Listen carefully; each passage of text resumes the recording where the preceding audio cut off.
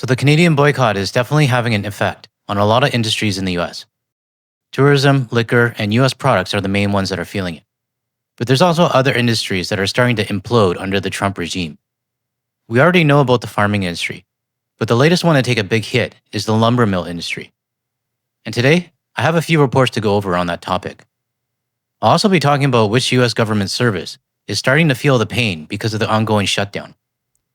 Today's photo was sent to me by my mom. She took it in Montreal during their last trip. I should have more photos coming soon from Eastern Canada, but I think I need to put up some West Coast photos soon. Thanks again, Mom, for sending us over.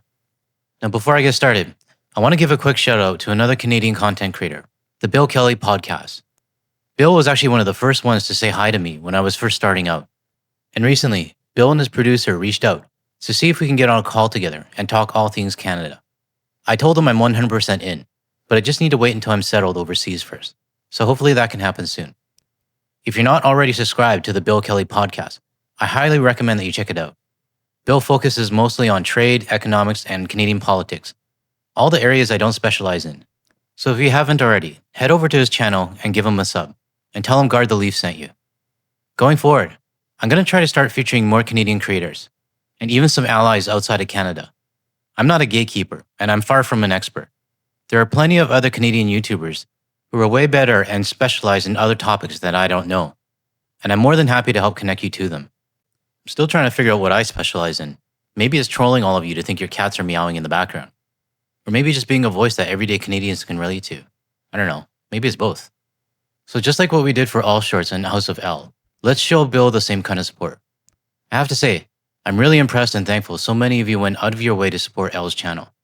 Reading through the comments over on her page, it felt like a wave of community members showing up. She did reach out to me after and suggested a collab of some sort, and I said I'm totally on board with that, but most likely after I'm settled down after my relocation. So let's see what we can do together in the future.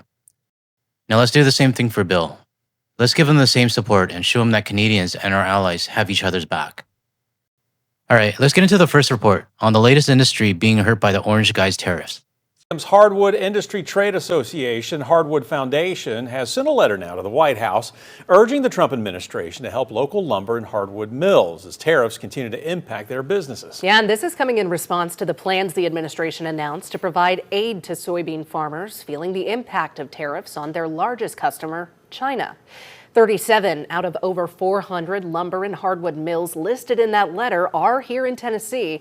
And 6 on Your Side reporter Naomi Hilmer talked with one of those local companies on how they're being impacted. It's just getting harder and harder for any steady business because nobody knows what's going to happen.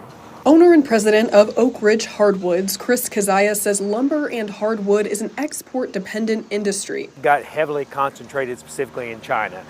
There's other markets, but it got specifically concentrated in China. And so as the tensions have built in the tariff and trade wars, we've sort of got caught in the middle. Did you get caught in the middle, or did you vote for this? Now, I can't find any info on Chris Kazaya. No record of him or which party he voted for. So like I said in my previous video, I'm not going to judge him specifically. I'm going to look at the industry as a whole. Tennessee is a very deep red state. Around 64% of the population voted for Donald Trump. So it's fair to assume that a good number of these people in the lumber industry did vote for him as well. Anyone who voted for Trump and is now saying they've been caught in the middle has zero right to say that, because your vote is what created this mess in the first place. Just like the soybean farmers, trade with China and pretty much the rest of the world is gone. No one trusts doing long-term business with a leader who changes direction on a whim, or by social media posts, or an ad. And that instability is wrecking your industry, just like it's hurting so many others.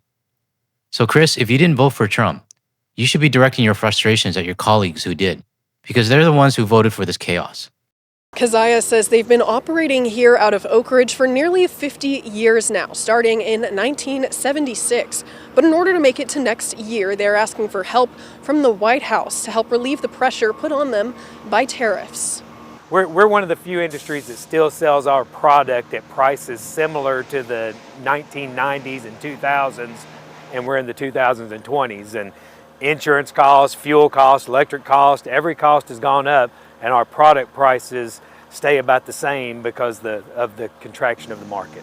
Just like any other farmer, Keziah says hardwood and lumber is an agricultural product, which is why they are asking for this relief. The reality of it is we're suffering from it and we need help because mills are closing every day, going out of business. And once our business is closed, the skilled labor that's in it, they migrate off to different industries and it's hard to get people to come back. So let's take a step back for a second. The lumber industry needs help. The liquor industry needs help. The tourism industry needs help.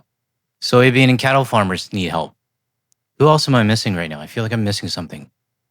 Products. Basically, product industry also needs help. This whole situation reminds me of that liquor industry CEO who said his industry should be exempt from tariffs, but didn't give a damn about anyone else that was hurting. So now we got US officials from every sector, all running to the White House, each one begging for special treatment. Help our industry more than others. And you know what's going to happen? Good old Trump is going to say he saved your industry.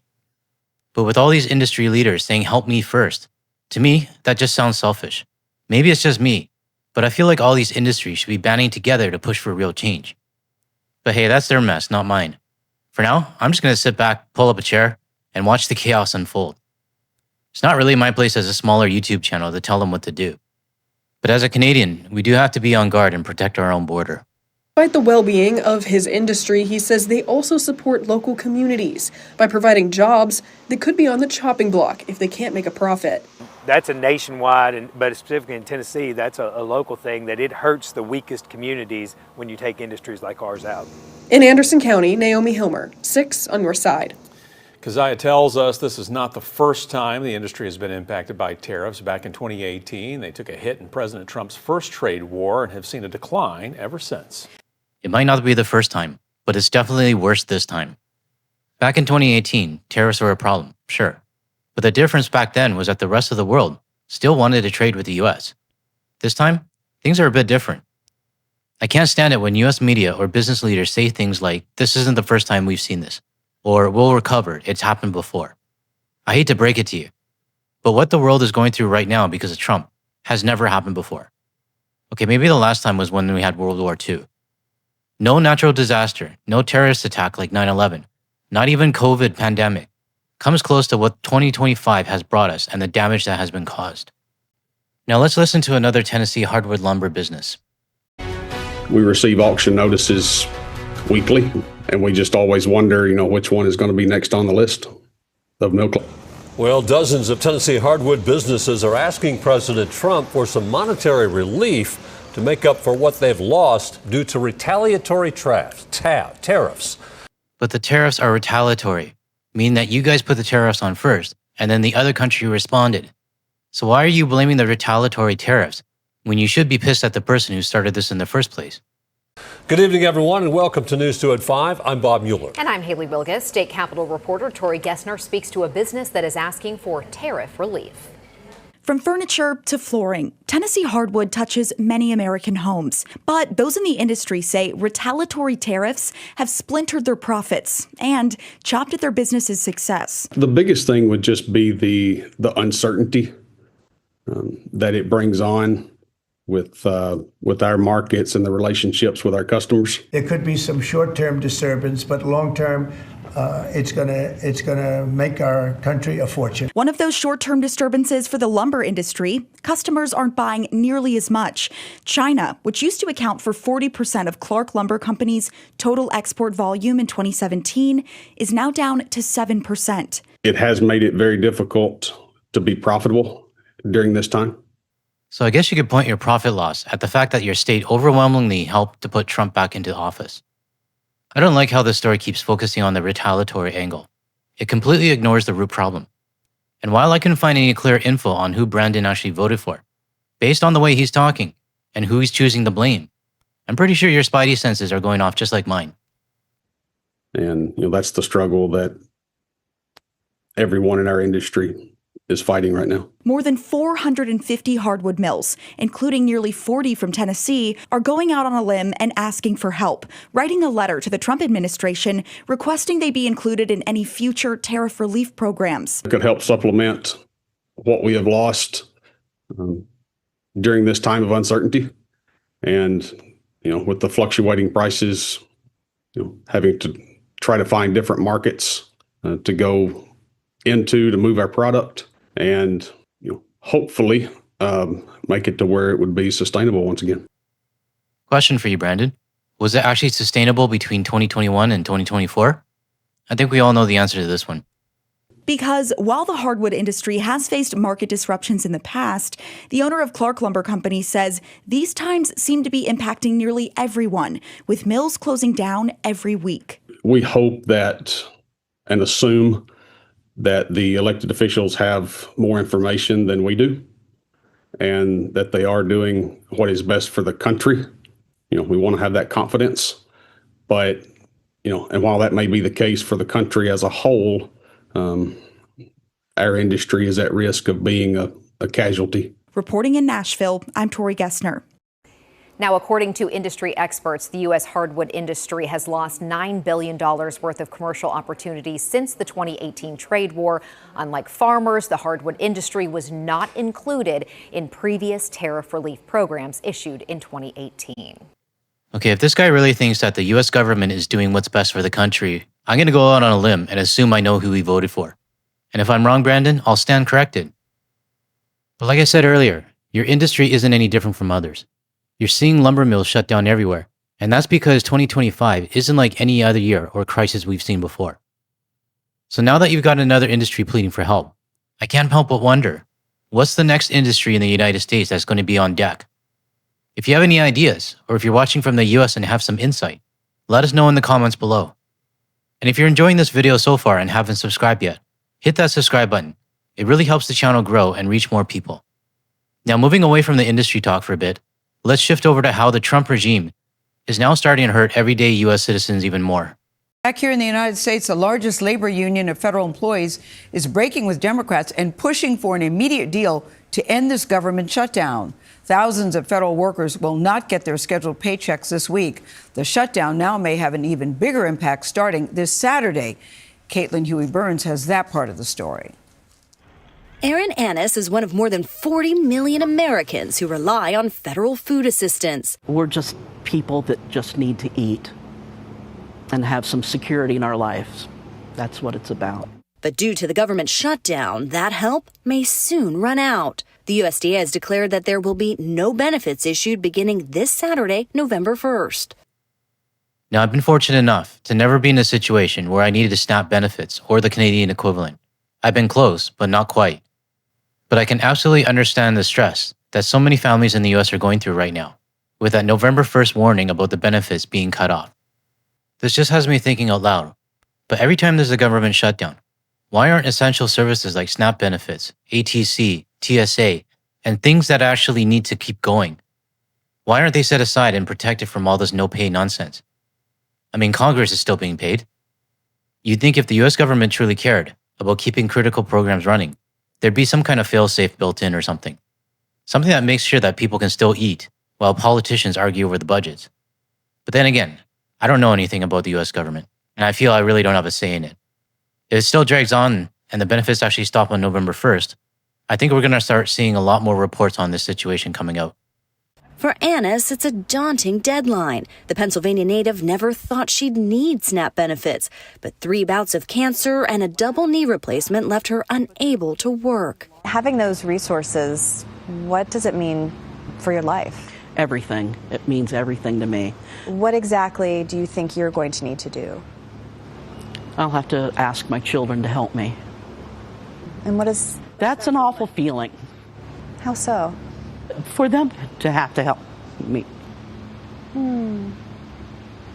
Even in... It's a little tough to think about sometimes. She'll also turn to her local food pantry. Shyla Ulrich is CEO of the Central Pennsylvania Food Bank and is expecting demand to increase. People are scared. It's a moment where people don't know and understand what's about to happen, whether or not they'll get those benefits should the government open back up or when. And while lawmakers continue to point fingers, the best way for SNAP benefits to be paid on time is for the Democrats to end their shutdown. With the way they're gaslighting the situation, I have a feeling this shutdown is going to drag on a lot longer than the last one. And we're actually getting pretty close to the duration of the last one. They shut the government down, then they left town, and now they're nowhere to be found. Annis says she just wants politicians to talk to each other and find a solution. This should not be a political issue. This should be a human privilege to be fed.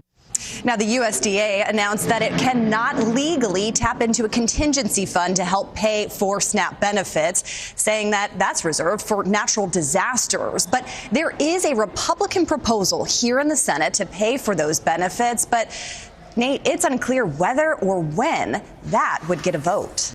So at what point do the U.S. citizens finally say enough is enough? At this rate, the shutdown doesn't look like it's going to end anytime soon. Industries across the country are being crushed, and former allies like Canada are drifting farther and farther away. As a Canadian, it really saddens me to see this happening. No matter how strong my boycott is against the US, I still feel for the country, especially since I have friends and family there. But the reality is, Canadians, and honestly every country around the world, need to start thinking about themselves right now. Because the US government isn't just tearing its own country apart, it's the kind of system that would take advantage of us as well. I'm going to leave you with a bit of an emotional video about the SNAP benefit situation from everyday citizens explaining what's really going to happen come November 1st. If you found this video helpful, hit the like and subscribe button to help get this message out to more people, and share it with your friends as well. Thanks for watching, and I'll leave you with the final video. So I just finally got confirmation that food stamps is officially cut for next month. About 2 months ago, I stopped eating dinner almost every night of the week so that my boyfriend and I could have enough food left over to have lunch the next day. This was before we were about to lose our food stamps. Mind you, we both work. I don't think that we really realize the depths that this is, the damage that this is going to do, but the women, the mothers, and the families, but the mothers especially, who are going to go without meals so their children don't have to. I know that I will absolutely be one of those mothers. But because we have children and because aftercare and before care is too expensive, I've taken a job that's basically minimum wage so that I can be there to pick up my kids. I cannot fathom what we're gonna do without that food stamp money. Because if I already couldn't eat dinner with that food stamp money,